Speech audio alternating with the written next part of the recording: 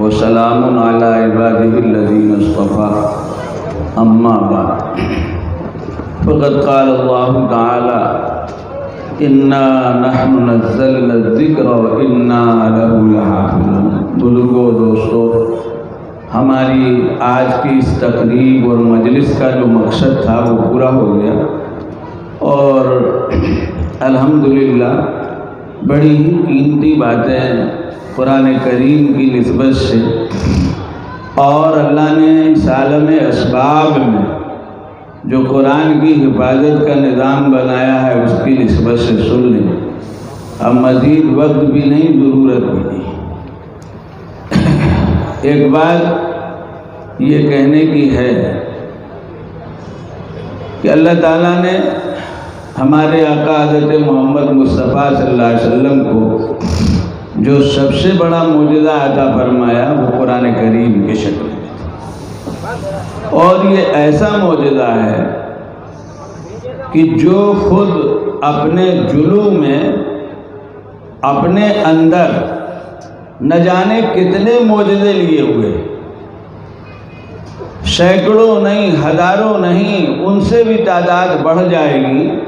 علماء امت نے اس موضوع پر گفتگو کرتے ہوئے بہت کچھ لکھا ہے، اور قرآن کریم کے نزول کی ابتدا سے برابر محسوس کرنے والوں نے اس کو محسوس کیا اور سمجھا۔ ان معجزات میں جو اس معجزے سے جڑے ہوئے ہیں، بزرگوں دوستو، قرآن کریم کا حفظ ہے مکمل، پورا۔ ابھی آپ نے سنا کسی آسمانی کتاب کے اس طرح اور اتنی بڑی تعداد میں حفاظ ہوتے ہی نہیں، وہاں تو کتاب پڑھنے والے ہی مخصوص ہوتے، اتنی تعداد۔ ہم اپنے ملک میں نہیں، ایک صوبے میں چھوڑ دیجئے، ایک ضلع میں گنے تو اب کچھ دنوں پہلے تک نہیں، اب اللہ کا فضل ہے کہ ایک ایک ضلع اور شہر میں سینکڑوں نہیں، ہزاروں حافظ مل جائیں۔ سالانہ ہمارے مدرسوں سے ہزاروں ہزار حفاظ تیار ہو رہے ہیں، اور یہ چند سال کی عمر سے لے کر ایک مناسب عمر تک کے ہوتے ہیں۔ ویسے تو آدمی کرنے پہ آ جائے تو کوئی عمر نہیں ہے، طے کر لے تو بڑھاپے میں داخل ہو گیا تو بھی حافظ ہو جائے گا، حفظ کی صحیح شروع کر، لیکن زیادہ تر بچپن کا زمانہ۔ اور بزرگوں دوستو، خود یہ حفظ قرآن کا جو معجزہ ہے، اس کی ہم تفصیلات میں جائیں تو عجیب عجیب چیزیں ہمارے سامنے آتی ہیں۔ کیا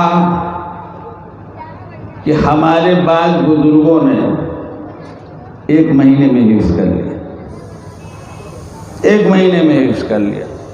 رمضان کا زمانہ آیا، قرآن سننا ہے، سنانا ہے، کوئی حافظ نہیں ہے، تو طے کر لیا کہ ہم ہی روز ایک پارہ یاد کریں گے اور رات کو سنائیں گے، اور یہی ہوا۔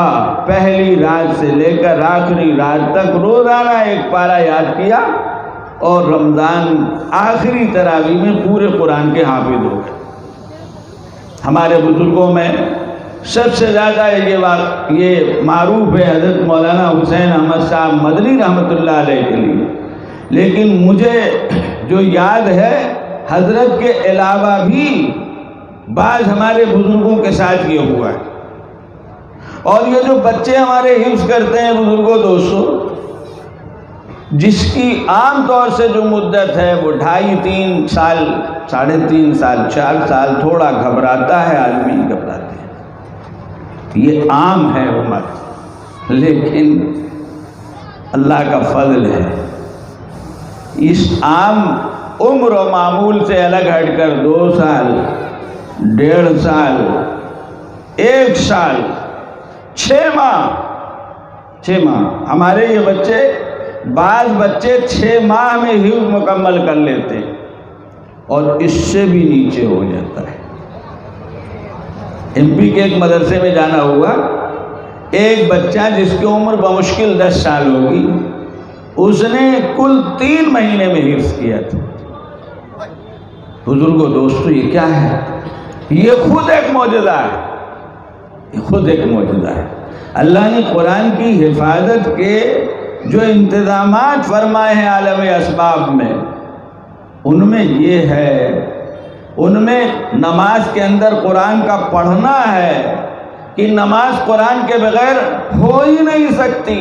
یہ جھگڑا تو ضرور ہے کہ سورہ فاتحہ پڑھنا ضروری ہے کہ نہیں ضروری ہے، یہ اختلاف ہے، لیکن یہ اختلاف نہیں ہے کہ قرآن کے بغیر نماز نہیں ہوگی، قرآن پڑھنا ہی پڑے گا۔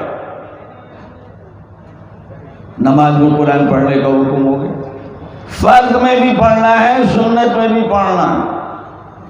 اور ماہ مبارک کا جو معمول نبی اکرم صلی اللہ علیہ وسلم کے واسطے سے ہم کو ملا، اور آگے حضرات صحابہ کرام نے آپ کے عمل کو دیکھ کر اس کو منظم کیا، جو آج ہم لوگ روزانہ رمضان میں 20 رکعت کی صورت میں جس کو پورا کرتے ہیں، یہ بھی تو اسی سے جڑا ہوا ہے۔ اللہ محتاج نہیں ہے، لیکن انہوں نے ایک نظام بنایا ہے دنیا کے کام کے چلنے کا، اور وہ نظام کیا ہے؟ اسباب کے ساتھ جوڑا ہے، اسباب کے ساتھ جوڑا ہے۔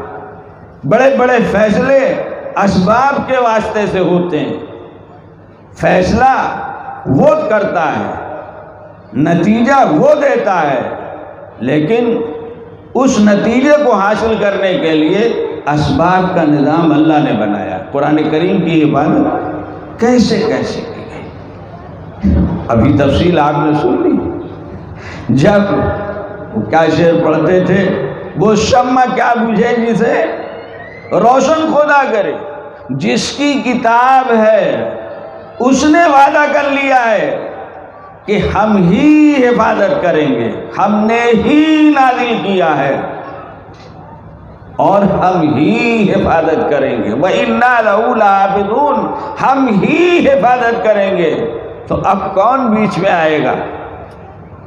اسے ایسے ہی منہ کی کھانی پڑے گی۔ اللہ کا فضل ہے، یعنی جن ملکوں میں حالات خراب ہو گئے، اسلام کا اظہار، کیا خود کو مسلمان کہنا مشکل ہو گیا، نماز تلاوت سوال ہی نہیں پیدا ہوتا، ان ملکوں میں بھی قرآن کریم کے پڑھنے اور سیکھنے کا سلسلہ جاری رہا، برابر ختم نہیں ہوا۔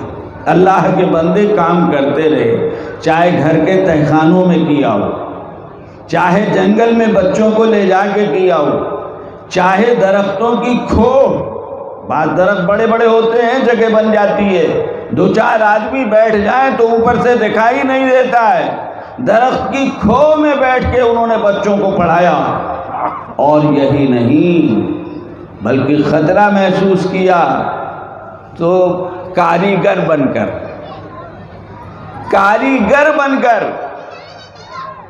بچوں کو کوئی کاریگری سکھانے کے نام اور عنوان سے اور اس کے ساتھ قرآن پڑھایا۔ بزرگوں دوستوں، یہ اللہ نے ذہن میں ڈالا اور یہ سلسلہ چل رہا ہے، اس لیے اس کا تو خیر سوال ہی نہیں پیدا ہوتا۔ ویسے بھی بزرگوں دوستوں، یہ دین قیامت تک کے لیے ہے، یہ کتاب قیامت تک کے لیے ہے۔ ساری دنیا مل کر جتنی کوشش کر لے اسلام کو ختم کرنے کی، مسلمان کو ختم کرنے کی، قرآن کو ختم کرنے کی، اس کا سوال ہی نہیں پیدا ہوتا کہ کامیاب ہو سکیں۔ ہاں، مشکلیں آئیں گی، آزمائشیں آئیں گی، یہ ضرور ہے، لیکن ختم ہو جائے اس کا سوال نہیں پیدا ہوتا۔ بزرگوں دوستو، یہ ہمارے مدارس، یہ ہمارے مکاتب، یہ قرآنی تعلیم کا نظام جو اللہ کے فضل سے اس ملک و سرزمین میں عام ہے، اگرچہ ضرورت کے مطابق نہیں ہے۔ جی آپ سمجھیں اس کو۔ شہروں میں ہمیں مسجدیں بھری دکھائی دے دیتی ہیں، اور محلوں کی مسجدوں میں مثلاً یا مسجد کے باہر ہم کو نظام دکھائی دیتا ہے، ہم یہ سوچتے ہیں کہ اب بہت قرآن پڑھا جا رہا ہے، امت لگی ہوئی ہے۔ نہیں بزرگوں دوستو، ذرا شہروں سے ہٹ کر دیہاتوں میں جائیے اور شہر کی پسماندہ بستیوں میں جائیے، جھوپڑ پٹیوں میں جائیے، جہاں کوڑا بیننے والے جمع کرنے والے مسلمان ہیں وہاں جائیے، آپ کو قرآن پڑھنے والا کوئی نہیں ملے گا۔ لوگ مسلمان ہیں لیکن سوال نہیں کرتے۔ بہت کام ہو رہا ہے لیکن ضرورت کے حساب سے بہت کمی ہے بزرگوں دوستوں، جس کی فکر کرنا ہم سب کی ذمہ داری ہے۔ ہم سب کی ذمہ داری، اپنا شہر، اپنا محلہ، اپنا گاؤں، اپنا ضلع، اپنا علاقہ۔ بزرگوں دوستو، یہ قرآنی تعلیم جو ہے یہ ایمان کی حفاظت کی ضمانت ہے۔ جس مسلم بچے کی بچپن میں قرآن کریم کی تعلیم جس مسلم بچے کو مل گئی اور جس کے ساتھ ضروری دینی تعلیم بھی دی جاتی، موٹے موٹے عقائد یاد رکھیے، قرآن بے شک خالی قرآن بھی پڑھ لیا تو برکت ہوگی، لیکن خالی قرآن کافی نہیں ہے، اس کے ساتھ نماز بھی تو سیکھنی ہوگی، اس کے ساتھ ایمان کو بھی تو سمجھنا ہوگا، اس کے ساتھ اللہ کا رسول کیا ہوتا ہے اس کو بھی تو سمجھنا ہوگا، آخرت کیا ہے اس کو بھی تو سمجھنا ہوگا۔ یہ چیزیں بچپن میں جس مسلم بچے اور بچی کو مل گئی، وہ پھر جہاں چلا جائے، ملک میں یا کہیں اور، اللہ کی ذات سے امید ہے یہ کہ اس کا ایمان محفوظ رہے۔ یاد رکھیے، یہ نظام ایمان کی حفاظت کا ضامن ہے، یہ امت کی حفاظت کا ضامن ہے، اسلام اور مسلمان کی حفاظت کا ضامن ہے۔ لہذا ہم کو ایسے نظام، ایسے کام کی طرف پوری توجہ دینی چاہیے، قدر کرنی چاہیے، تعاون کرنا چاہیے۔ سب سے بڑا، سب سے پہلا تعاون، اپنے بچوں کو پڑھوائیے، کم سے کم ناظرہ خواں بنوائیے۔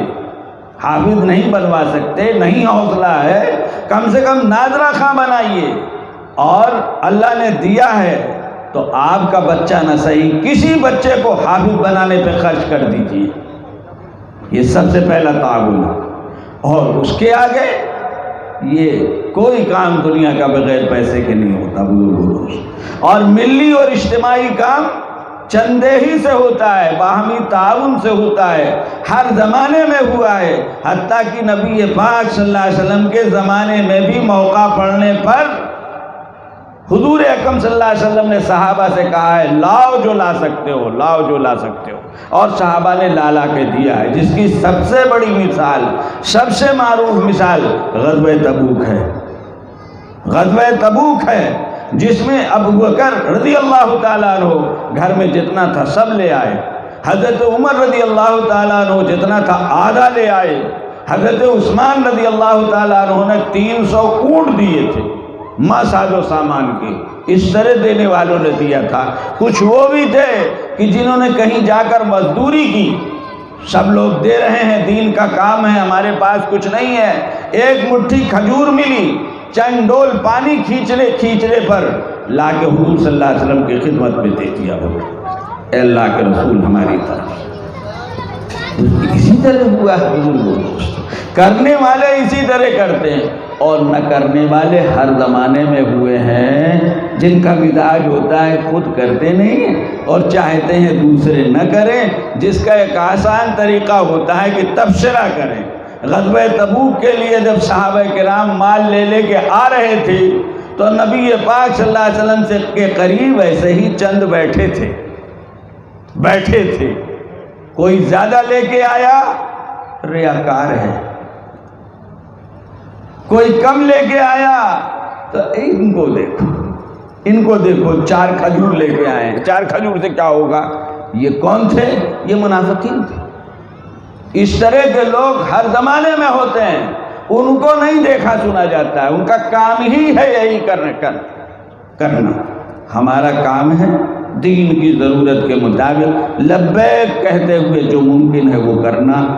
اس ادارے کی کیا، ہر ادارے کی تاریخ ہے، تفصیل میں جانے کی ضرورت نہیں ہے، ابتدا میں استقبال ہو کوئی ضروری نہیں ہے، بڑی بڑی مخالفتیں ہوتی ہیں، بڑے بڑے مراحل ہوتے ہیں، لیکن جب کام بن کر سامنے آنے لگتا ہے تو زبان بند کرنی پڑتی ہے۔ بڑے سے بڑا مخالف بھی اپنی زبان بند کرتا ہے، اور مخالفین بھی آپس میں ایک دوسرے کی زبان بند کرتے ہیں یہ کہہ کر کہ بھائی کام تو ہو رہا ہے نا بھائی، پڑھائی انہی کے ہاں ہوتی ہے، قرآن انہی کے ہاں اچھا پڑھا جاتا ہے، مولوی انہی کے اچھے، یہ کہنے پہ آدمی مجبور ہوتا ہے۔ اس لیے بزرگوں دوستو، ان اداروں کی قدر کیجیے، ان کو بے ضرورت مت سمجھیے، یہاں پڑھنے والوں کو بوجھ مت سمجھیے۔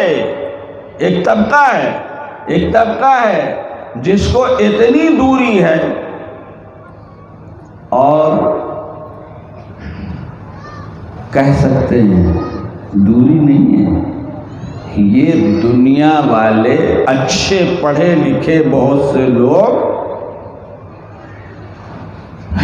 یہ ایک قسم کے احساس کمتری کا شکار ہے۔ 5,000 کا مسجد کا امام پورا محلہ عزت کرتا ہے، اور 5 لاکھ مہینہ پیدا کرنے والے اور 1.5 لاکھ مہینہ تنخواہ لینے والے، ان کا کوئی خاص احترام محلے میں نہیں ہوتا ہے۔ وہ دیکھتے ہیں تو ان کو کڑھن ہوتی ہے کہ یہ پھٹیچر اتنا اہم ہے کہ جو کہہ دے سارا محلہ لبیک کہتا ہے، اور ہم اتنے بڑے آدمی ہیں کوئی ہم سے پوچھنے بھی نہیں آتا۔ یہ احساس کیا کہلاتا ہے ان سے کہلاتا ہے یہ علماء زمین پر بوجھ ہیں۔